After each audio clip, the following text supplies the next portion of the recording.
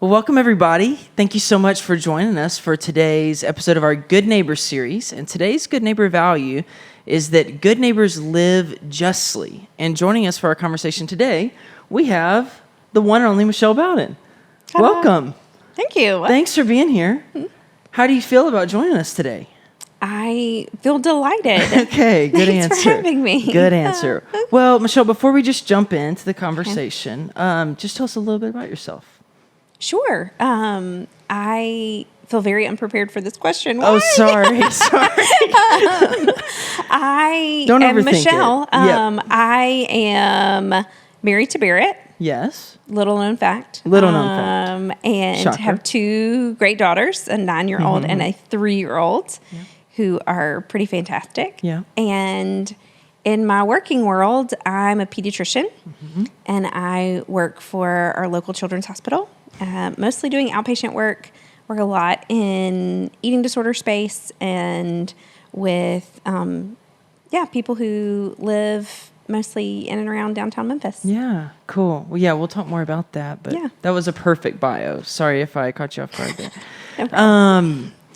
So I mentioned just a second ago that our good neighbor value for today is that good neighbors live justly. Yeah. Some people may hear that and kind of wonder, what does that mean exactly? Yeah. So tell us, let's just start by the conversation with what does that mean to you when I say good neighbors live justly? What does that mean to live justly? Yeah. Man, I feel like it's a hard term to summarize because it can mean a lot of different things. And I think it can potentially even mean like different things in different phases of our lives in terms of how it is like played out. Yeah. But for me, I think living justly has always meant that I felt really passionately about making the world a place that was more like heaven. Recognizing that we have a really fallen and broken world. Yeah. And that what we do day in and day out, no matter what our profession is, no matter what our marital status is, really no matter what our age is, that we're going to encounter things that are broken. Yeah.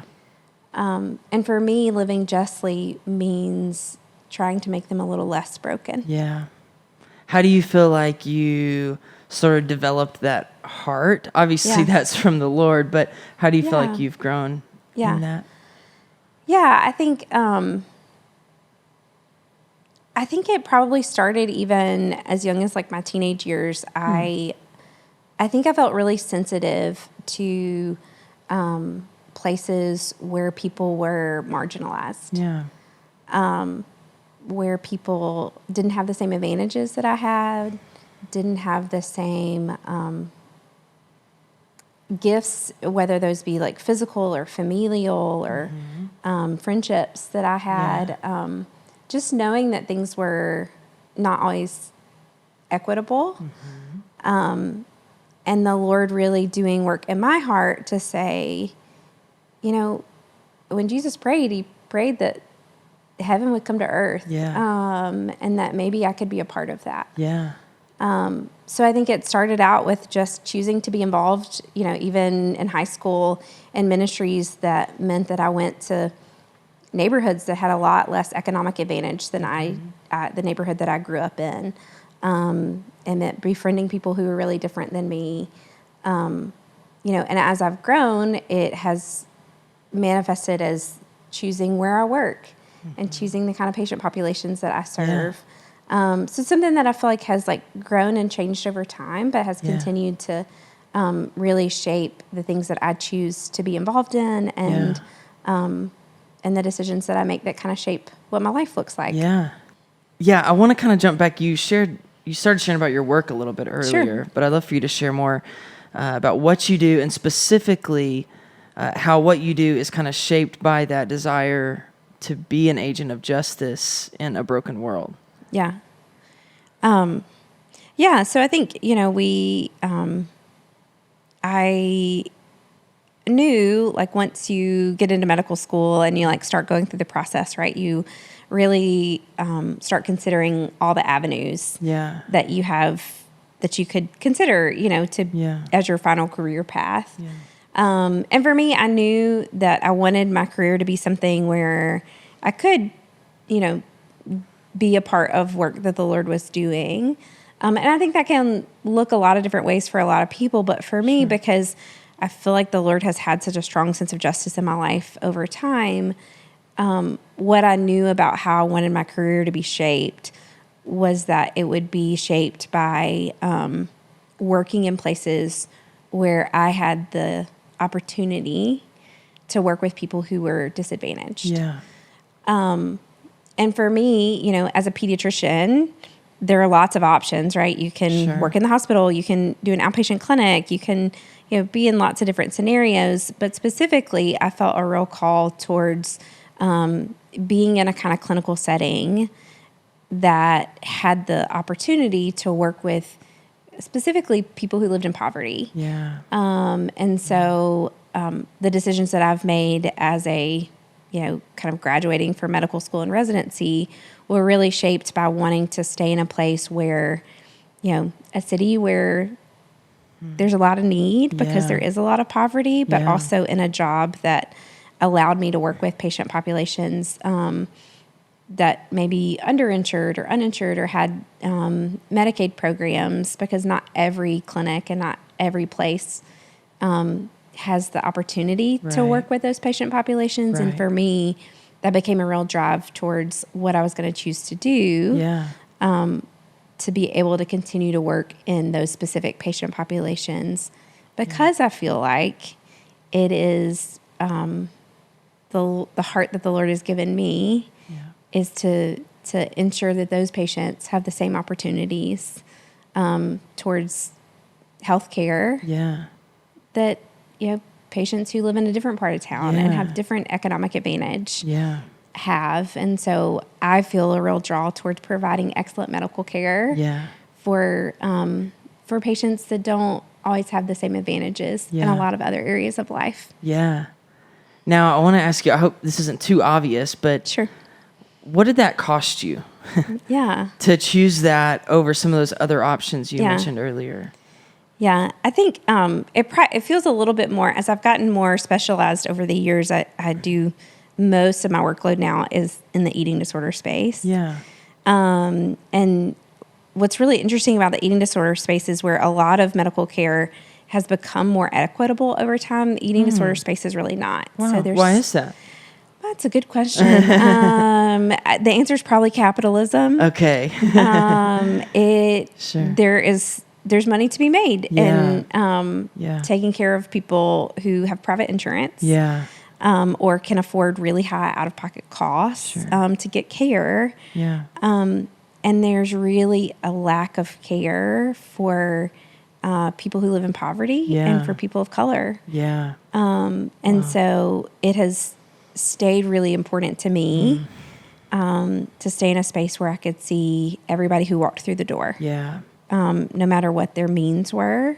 And the deeper I've gotten into the eating disorder world, the more I've seen why it's inequitable. It's because you can make a lot of money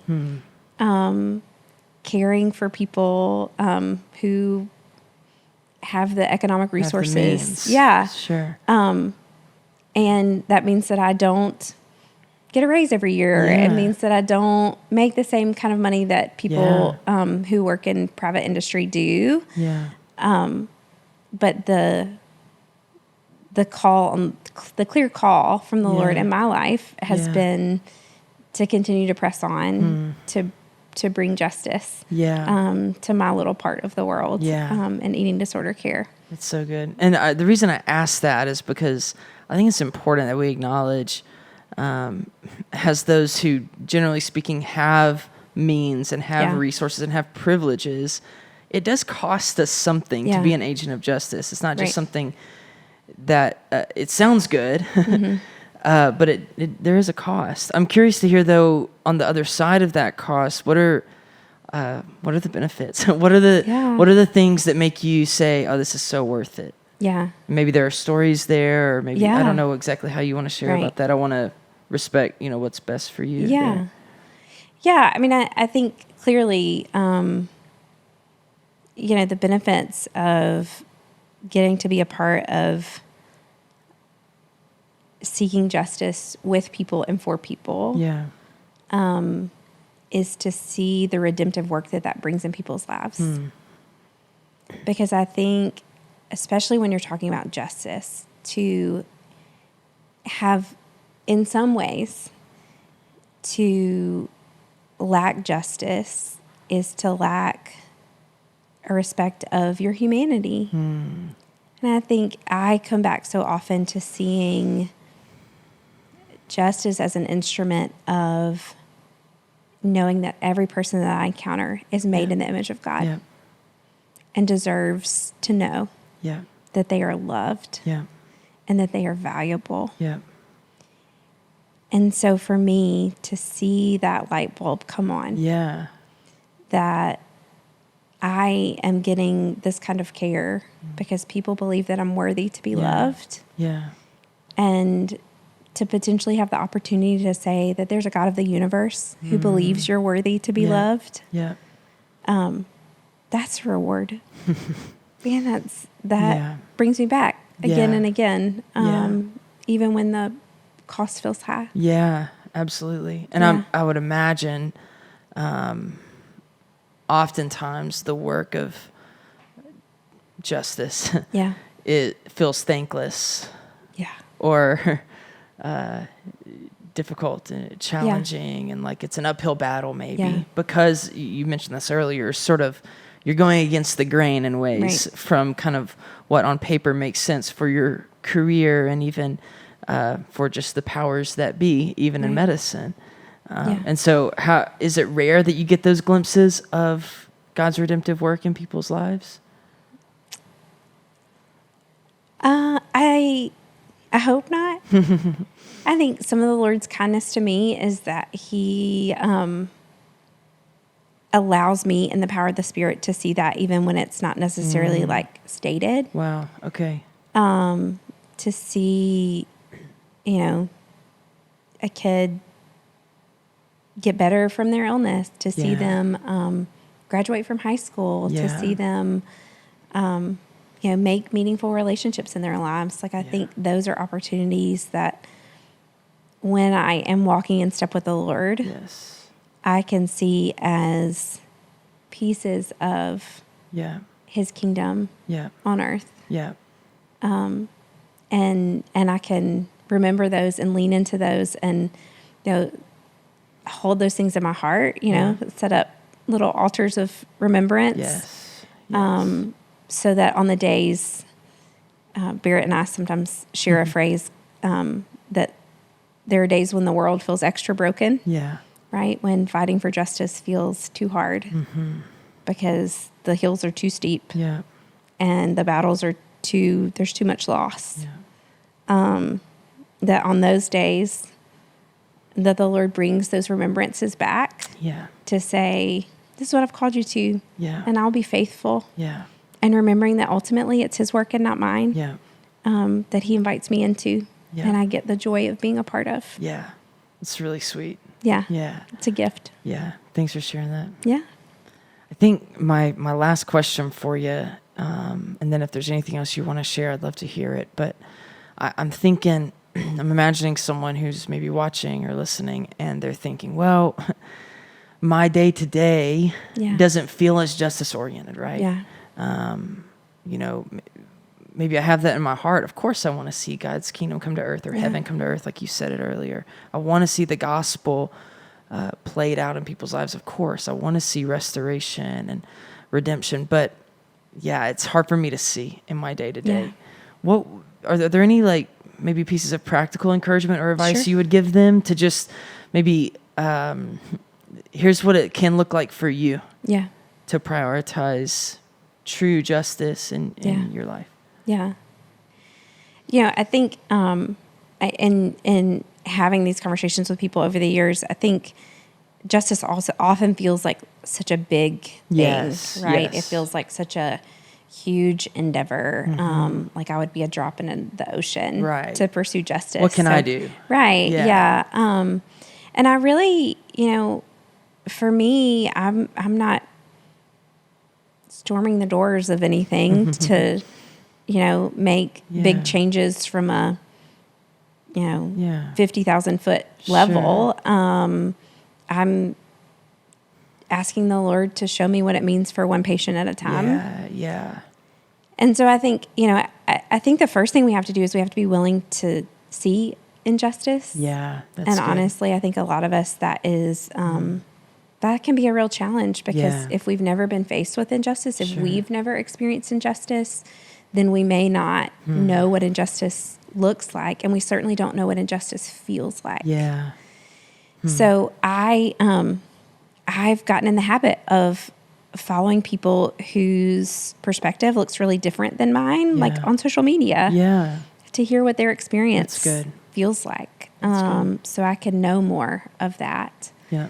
And then I think once I know I've done the work of like at least being aware that it exists, asking the Holy Spirit to give me eyes to see that. Yeah.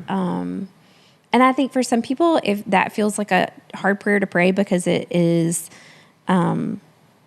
because they're either afraid that they won't see anything, or they're afraid that they'll see too much. Yeah. And just trusting that the Lord's enough for either of those, that the Yeah. Lord softens hearts when our hearts needs to be softened, and the Lord is big enough to handle all the brokenness that we could see and bear. And we know that when we look at Jesus on the cross. Yeah. So I think that's kind of the first step that I think is really important, is just being willing to like see, being intentional about seeing that. Maybe that means like talking to somebody that looks really different from you. So good. Maybe that means being inquisitive for somebody that's already in your life, but comes from a really different background or experience, to know what their life looks like, so that you can understand that. And then I think it looks as simple as volunteering, in a ministry where that, maybe kids don't have the same advantages that you grew up with, or, adults that have been put by the side because they're old and don't have anything to offer anymore.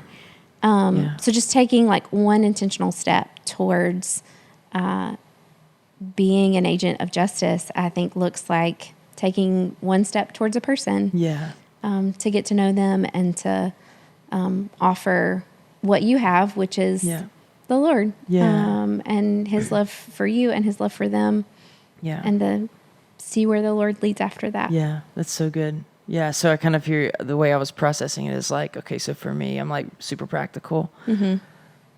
I like open my eyes, meaning like I allow myself to see injustice, like really see it, look at it, see it. And then ask God to work in my heart. And then that last thing is really practical. It's like offering my hands. What's one thing I can do, even if it's for one person? Right. That's kind of what you're saying. Yeah, absolutely. Which I think feels more, I know for me, that feels, I'm like, okay, I can do those things and see where the Lord leads me from there. Right. Yeah. So cool. Well, thanks so much. Is there anything else you'd want to share before we wrap up? No, I think that covers it. Well, thank you so much. Seriously, it's been super helpful. And I hope it's been beneficial for you to know how to better love your neighbor. And we will see you next time. Thanks for joining us.